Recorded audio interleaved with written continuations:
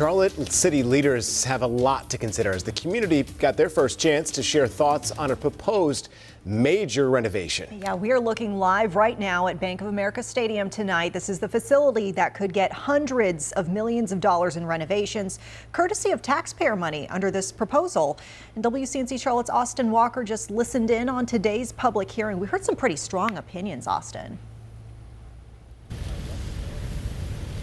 Yeah, very strong opinions. So that wrapped up about 2 hours ago. Many of them say they're happy and excited for the hefty price tag of a $650 million renovation.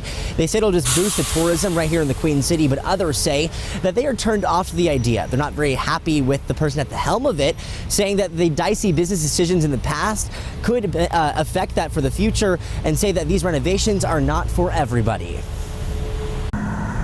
The conversation over a proposed renovation to Bank of America Stadium with a heavy price tag of $650 million of taxpayer money spills into City Council chambers Monday.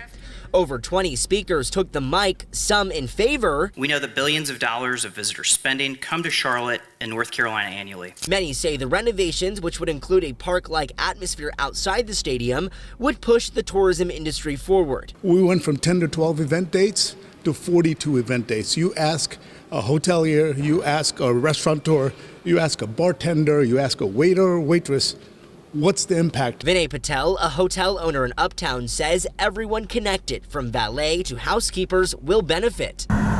Legislatively, the money would come from the City Tourism and Hospitality Tax Fund. That's a bucket of money which would only be used on convention center upgrades, amateur sports, or in this case, Bank of America Stadium improvement. But some have an issue with the person at the helm of the plan.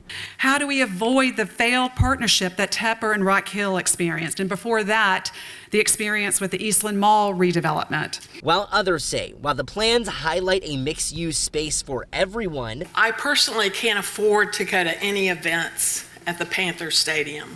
They question, is it really for everyone? Beyonce thought the stadium was okay. If it's good enough for Beyonce, it's good enough for half the city.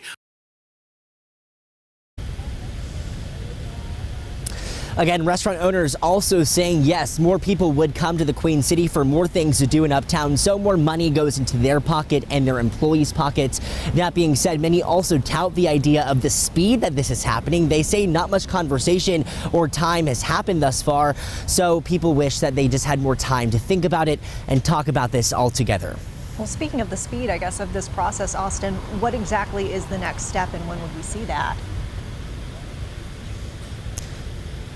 Yeah, so the next step is the council is supposed to vote on this next week, but until then, people also hope to see the work, to show the documentation. Now, they reference a lot of different studies about how this could impact Uptown and the Queen City as a whole with these renovations. They want to show those studies. They want to see them, what the data they looked at, and how this could actually impact those. They can cross-reference that study and make sure it is still viable and the best option. That being said, also, we should see if there's any more conversation ahead of this, because still there's a petition online circulating to see if this still is the best use of funds and if they can do anything else. Like, for example, seeing if they can sign the Panthers here for more than just 15 years, something like 30, like we saw for the Buffalo Bills.